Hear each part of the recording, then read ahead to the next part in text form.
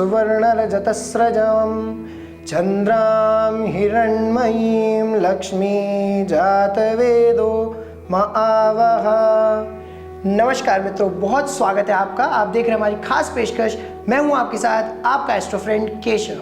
जैसा कि आप सभी जानते हैं, चैत्र नवरात्रि आ चुकी है और क्या ऐसे खास उपाय किए जाए इस चैत्र नवरात्रि में जिससे आपके ऊपर एवं आपके परिवार के ऊपर माँ भगवती दुर्गा की विशेष कृपा आपके परिवार को मिले। तो आपको बताऊंगा इस वीडियो के माध्यम से कि कैसे आप माता भगवती दुर्गा को प्रसन्न कर सकते हैं।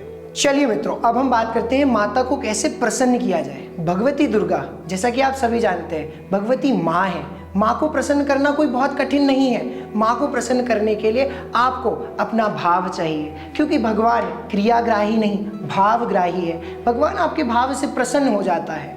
अगर आप भगवती दुर्गा को प्रसन्न करना चाहते हैं तो लाल फूलों का खास प्रयोग किया जा सकता है। लाल फूलों में गुड़हल का फूल, कनेर का पुष्प, अगर हो सके तो कमल का पुष्प भी आप इस्तेमाल कर सकते हैं। माँ दुर्गा को प्रसन्न करने के लिए आप सभी जानते हैं भगवान शिव को बेलपत्र चढ़ता है और ऐसे ही भगवती दुर्गा को भी बेलपत्र अर्पित किया जाता है। नवरात्रि के पहले के 3 दिन, फर्स्ट, सेकंड और थर्ड, लक्ष्मी जी को डेडिकेटेड है। जो बाकी के 3 दिन हैं, जैसे 4th, 5th और 6th डे, वो भगवती सरस्वती को जो है दिए गए हैं। और लास्ट के 3 दिन, सप्तमी, अष्टमी और नवमी, ये जो लास्ट के 3 दिन है, ये भगवती काली के दिन है।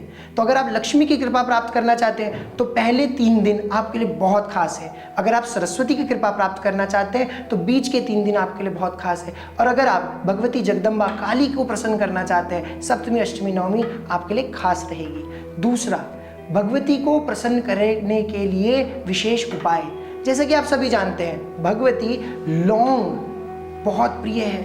पान का बीड़ा अगर भगवती को चढ़ाया जाए तो इससे भगवती विशेष रूप से प्रसन्न होती है। अब आपको बताऊंगा कुछ छोटे छोटे ऐसे उपाय जो हर व्यक्ति अपनी आवश्यकता के अनुसार कर सकता है। अगर आपको लक्ष्मी की प्राप्ति करनी है, अगर आपको धन चाहिए, तो आप क्या उपाय करें। पान का पत्ता, अगर आप पान का पत्ता ले लीजिए, चिकना तरफ नीचे की तरफ और खुरदरा हिस्सा ऊपर की तरफ, इसमें गुलाब के पुष्प डाल कर दीजिए और उसको भगवती दुर्गा को या भगवती लक्ष्मी को अर्पित करें और ललिता सहस्त्र नाम का 9 दिन पाठ करें। तो इससे आपके घर में लक्ष्मी की वृद्धि होगी और आपके घर में पर्याप्त मात्रा में धन आता रहेगा। जिनको सरस्वती चाहिए, छोटे बच्चे पढ़ना चाहते हैं, अच्छा पढ़ना चाहते हैं, और काफ़ी बच्चे जो अच्छे मार्क्स लाना चाहते हैं, बिकॉज बिना विद्या के कुछ नहीं होता, तो वो क्या करें, भगवती सरस्वती की स्फटिक की माला, भगवती सरस्वती को स्फटिक की माला अर्पित करें और इसका 9 दिन तक पूजा करें। पीले पुष्पों से पूजन किया जाए तो विशेष रूप से फल प्राप्त होता है। और इस स्फटिक की माला को जब बच्चा अपने गले में धारण करेगा और रोज सरस्वती वंदना का पाठ करेगा तो इससे उसको ज्ञान के साथ विद्या बुद्धि की प्राप्ति होगी।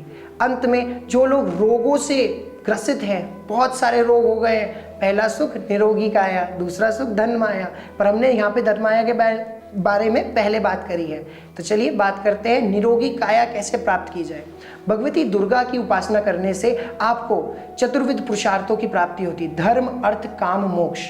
अब इनका भोग करने के लिए आपको निरोग रहना है। तो मित्रों, अब हम बात करते हैं कलश स्थापना कैसे की जाए। कलश स्थापना का मुहूर्त जैसे कि हमारे चैनल ने पहले ही आपको बता दिया था, तो उसी समय आपको जैसा अपनी सुविधा के अनुसार आप कलश स्थापित कर सकते हैं। सर्वप्रथम आपको मिट्टी का एक कसोरा लेना है, या जिस पात्र में भी आप कलश स्थापित करेंगे उसको रखना है। उसके ऊपर आपने मिट्टी या बालू, जिसे हम रेता बोलते हैं, रेता डाल करके उसमें सबसे पहले आपको जौ लगाने हैं। जौ लगाने के बाद आपको एक कलश उसके ऊपर रखना है।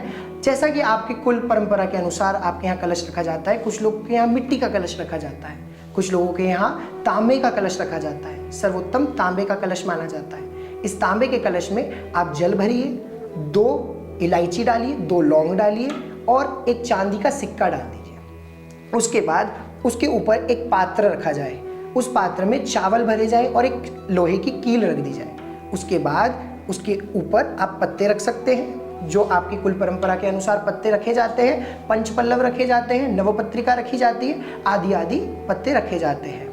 उसके बाद आप उसके ऊपर एक लाल कपड़े में लिपटा हुआ नारियल रखिए और उसको एक चुन्नी चढ़ा करके बढ़िया श्रृंगार करिए। उसके बाद आप उसमें भगवती दुर्गा का आवाहन करें।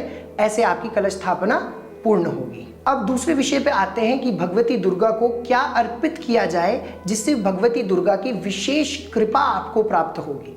भगवती दुर्गा को रक्त वर्ण के वस्त्र बड़े प्रिय हैं। अगर आप लाल सूती कपड़ा अगर आप भगवती दुर्गा को अर्पित करते हैं तो इससे आपके घर में अन्न धन की कमी नहीं होती। अगर आप भगवती दुर्गा को अन्न का भोग लगाते हैं, चावल का भोग लगाते हैं, कढ़ी का भोग लगाते हैं, उसके साथ घी मिश्रित शहद का भोग लगाते हैं तो इससे आपके घर में सुख संपदा बढ़ती है। रोगों के नाश के लिए भगवती दुर्गा को तांबे के लोटे में शहद या तांबे के पात्र में शहद अर्पित करा जाए, इससे भगवती दुर्गा की कृपा आपको प्राप्त होगी। अगर आप शत्रुओं से पीड़ित हैं, बहुत सारे शत्रु हैं और वो आपको निरंतर तंग कर रहे हैं, तो क्या किया जाए, भगवती दुर्गा को 108 लौंग अर्पित की जाए। जब आप 108 लौंग भगवती दुर्गा को अर्पित करेंगे, उनका कोई भी मंत्र ओम दुम दुर्गाय नमः कहते हुए भगवती दुर्गा को 108 लौंग अर्पित कीजिए। उसके बाद भगवती से अपने शत्रुओं से मुक्ति के लिए प्रार्थना करें। शत्रुओं का अहित मत मांगिए, क्योंकि वो अगर आपके लिए अहित मांगेंगे तो आपके लिए भी बुरा हो जाएगा। तो इसलिए माँ से प्रार्थना कीजिए, हमारी जो शत्रुता है उसको माँ खत्म कर दी जाए, उसको आप खत्म कर दो।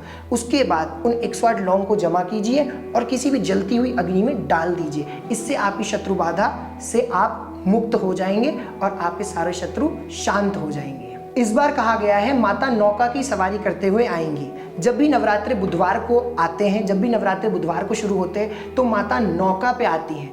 नौका हमें क्या सिंबलाइज करता है?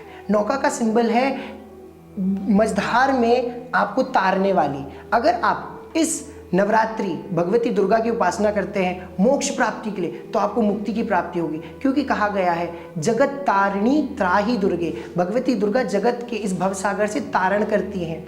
जैसा कि दुर्गा सूक्त में भी बताया गया है कि भगवती दुर्गा हमें इस भवसागर से तारण करती हैं, नौका रूपी दुर्गा। तो जब दुर्गा जी नौका में साक्षात आई हैं तो ये साल अगर हम देखें एग्रीकल्चर के लिए बहुत अच्छा साल होने वाला है। लोग इसमें विशेष रूप से फल प्राप्त करेंगे अपनी पूजा अनुष्ठान का। कभी कभी आप बहुत पूजा करते हैं, आपको उसका फल नहीं मिलता, ऐसा होता है ना, बहुतों के साथ होता है। पर जब भगवती दुर्गा नौका पे आती हैं तो आपको क्विक रिजल्ट्स देती हैं। आपके जीवन में अगर कोई भी समस्या हो रही हो, इस समय पे इस चैत्र नवरात्रि में जो बुधवार से शुरू हो रही है, अगर आप इसमें भगवती दुर्गा का विशेष पूजन अनुष्ठान करेंगे तो आपके जीवन में बहार आएगी और आपके जीवन में खुशियाँ आएंगी। अब अंत में मैं आपको बताना चाहूँगा कि आप कैसे भगवती दुर्गा की कृपा प्राप्त कर सकते हैं। मंत्र जप के द्वारा।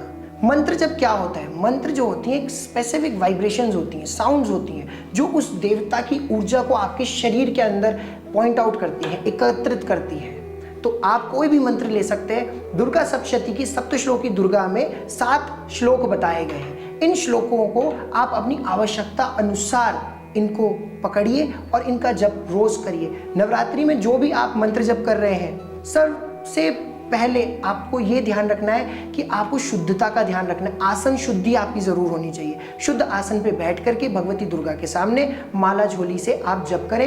नियमित रूप से 10 माला अगर आप जप करेंगे तो इस नवरात्रि आपको इसके विशेष लाभ की प्राप्ति होगी। आशा करता हूँ आपको हमारी ये जानकारी बहुत अच्छी लगी हो, आपके काम आए, यही हमारा उद्देश्य है।